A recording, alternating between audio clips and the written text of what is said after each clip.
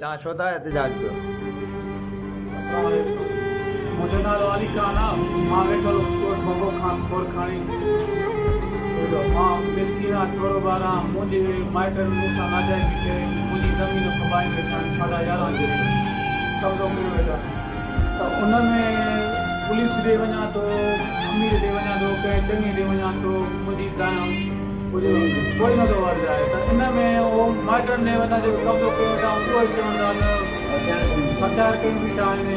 त असांजो ज़मीन असांजी आहे, तव्हांखे मारींदुमि, तव्हांखे धमकियूं था ॾियनि त मां इहे खातो बि मूंखे ॾे, ज़मीन बि असांजी आहे, तूं हिते ज़मीन में लड़।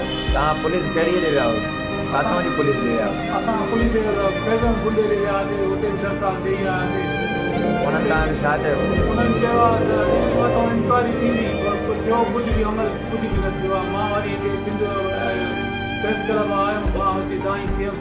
उते तव्हां NC वग़ैरह कराई आहे? जी साईं, उतां NC कराई आहे। तव्हांखे छा वरंदी मिलियो? तव्हां उते हुननि चयो साईं मां इंक्वायरी कंदुमि, कोशिशि कंदुमि, रोज़ 15 करणु असांखे ॿुधायो।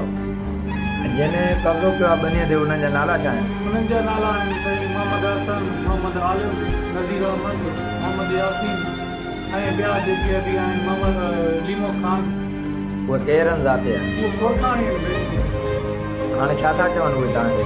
उन्हनि खे साईं मां वियुमि, उन्हनि खे चयो बाबा तव्हां कीअं आहे, असां नंढा हुआसीं त असांखे ख़बर न। हाणे जो उन्हनि ॾे विया उहे चवनि था तुंहिंजो पीउ ॾेई वियो आहे। उन्हनि वटि का न लिखत आहे, न छा आहे, का गवाह आहे। असां वटि पंहिंजो सबूत का प्रूफ ई न अथनि। असांखे पंहिंजो खातो आहे, अकेले नाले जो आहे, पंहिंजे नाले ते खातो आहे, पंहिंजो प्रूफ आहे पंहिंजे हथ में। उहो खातो तव्हां वटि आहे न? जी साईं, असांजो खातो पंहिंजो आहे। हाणे तव्हांजो छा मुतालबो आहे? असांजो मुतालबो इहो आहे, असांखे पंहिंजी हक़ ॾिनी वञे, असां पंहिंजी ज़मीन ॾिनी वञे।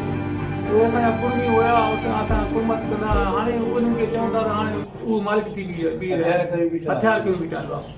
केरु जंहिंने कब्ज़ो कयो आहे उहे हथियार खणी बीठा? हथियार कयूं बीठा अचे त हिते तोखे मारींदा, न त असांखे ज़मीन ॾे। मां ग़रीब आहियां, मां छोरो ॿार नंढड़ो आहियां। उन महिल नंढड़ो हुयुमि, हाणे मां जवान थियो, पंहिंजो ज़मीन पंहिंजी संभाल। तव्हांजा ॿिया ॿार बि आहिनि? नंढो भाउ आहे मुंहिंजो।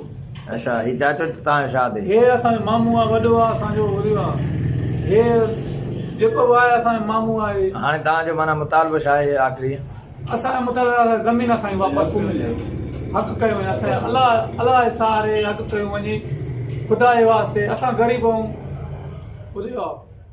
भले जंहिं ऑफिस